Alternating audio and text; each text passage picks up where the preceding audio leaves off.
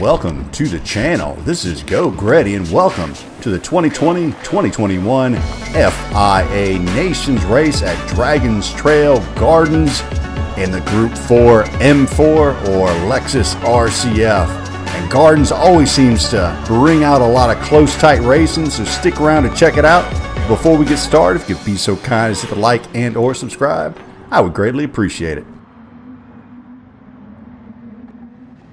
Here we are in qualifying, and we got a bit of a traffic jam as we are all trying to get in line for the slipstream. We need a little extra suck to get that good lap time. As I move over there and let a couple cars through, it ends up being a K-Funk and PX Cam 20, and those are going to be my volunteers to be the rabbit, as I'm going to try and get the slipstream off of them on my qualifying lap. Need to improve upon that 139.394. Heading down the straight, I've got a nice gap between me and PX Cam 20. Of course, always that worry that you run up too close onto the guy's bumper in front of you too soon, and always fingers crossed that nothing crazy happens in front of you and ends up ruining your lap. Now, I've got enough time to get another lap in after this one, so I'm not too worried here. I'm going to get on the brakes here right as that grass ends, and then let it go through there nice and easy. You don't want to be sliding around too much. Miss my mark on that first part of the chicane and then hit the second part pretty well. As I come out and head for this first sector time slot, I actually have a purple sector, so I'm like, yeah, I didn't even feel like I hit that chicane very well, to be honest with you. So get on the brakes here hard, and I'll just maybe a hair too late as I come out of the hairpin just a little bit slower than I wanted to, but that's okay. Gonna full throttle through here into the entrance of this corner, gonna lift and just tap the brake lightly to get the car to set on those front tires. Then gonna lift and another little tap of the brakes again just to set that front end, get it to rotate just a tiny bit better. Get on the brakes, shift it down to the third, going into the 5-point turn. Need to get back on that gas and get in PX Cam 20 slipstream so he can tug me along, give me my best possible qualifying lap that I can get. Heading towards the double left-hander before the straight. Get on the brakes there nicely. The 100 board.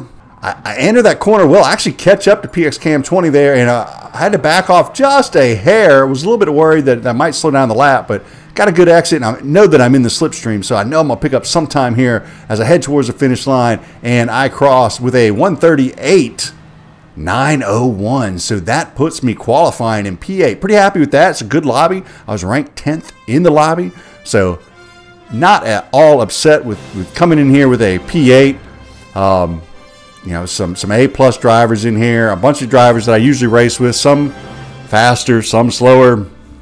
Kind of just depends on the track now. I'm getting to these lobbies where it seems like how much time you put in and or the car or track that you're on seems to make a rather large difference as to your finishing time. So no tire strategy in this race, no fuel strategy. It is burn and go, baby. Just put your pedal to the floor and hope your tires hold on till the end. So here we are. There I am in P8 in the Spider-Man liveried BMW M4. Now, I've gotten my tail whooped by enough BMW M cars in real life to know that I always bet on that M car. If I'm putting it up against a Japanese luxury sedan, I have insider knowledge there. So foot on the brake, waiting for the lights to go out. Traction control on one. Lights go out. And look at that reaction time, folks. I mean, that is right up there with F1 drivers. Only one on this grid faster than me is Rip Bueller, who smoked me off the line there. God, he got a good jump.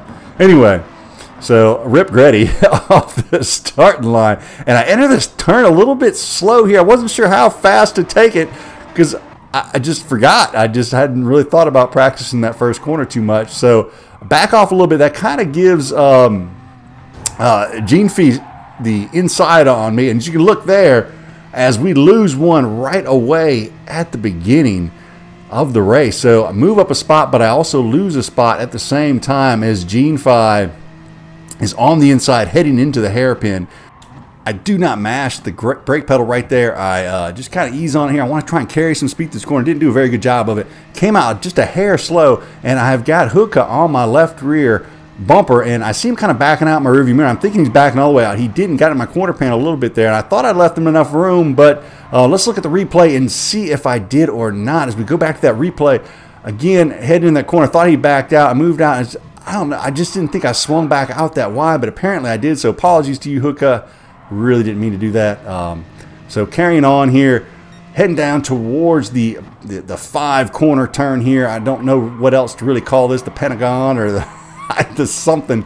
I'm just trying to stay in the slipstream of P8 there, Gene Phi, and I've got Sikkim all over my rear bumper. He wants to go on the outside there, so I leave him some room out there on the outside. I'm going to let him sit out there, get on the brakes. Again, not too hard. I'm going to make him drive around the outside. He kind of backs it out a little bit, but I still give him enough space around that outside to stay there. Get on the gas nice and early and manage to stay in the slipstream of the gentleman in front of me. As you can see here, it's 7.75 is out, and I'm falling back, but I'm still on that edge of being in the slipstream. Most important thing here, maintaining that slipstream at the beginning of the race. So if you can maintain that slipstream at the beginning of this race, you can kind of back off your braking points and save some tires and maybe make a run towards the end of the race, try and pick up some positions. So I do a nice job there, letting the car just kind of glide in there and catch up behind Gene Phi and get in behind. I have a good exit through the outside of the chicane. I straddled that sausage perfectly.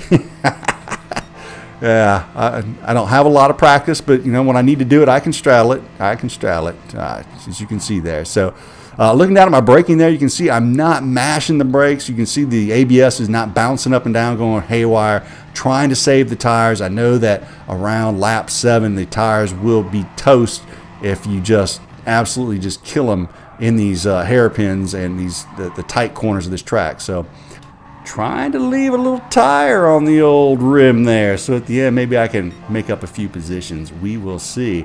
Looking in the rearview mirror there, I've got Sikkim Boy coming in. He's coming in fast here, and because of that, I think that he drifts. Yes, he does drift a little wide here, and is going to put himself in jeopardy of losing the slipstream. Not the slipstream. Slipstream. He gets side by side with Grenadier right there, and they are going to battle a little bit, as again, just trying to take it easy through these sets of corners and not push the car too hard right away. We're all in the slipstream up to P1 at this point, so I just sit back there. The two gentlemen in front of me switch positions. Again, just braking easy, just letting it kind of glide into this corner, not trying to mash that brake pedal too hard. It's really going to pay off in the end as Bueller goes wide, coming out the corner. Watch him here as I make a Greddy pass. Little Jedi mind trick, boom, gone, just like that. One position. Rip Bueller. I mean, it's in his name. I don't have to do anything else. He just did it for me right there. So I will take that position, and now I am up to P7. So moved up one spot from my original qualifying P8. Once again, just easing onto those brakes, heading into the chicane here.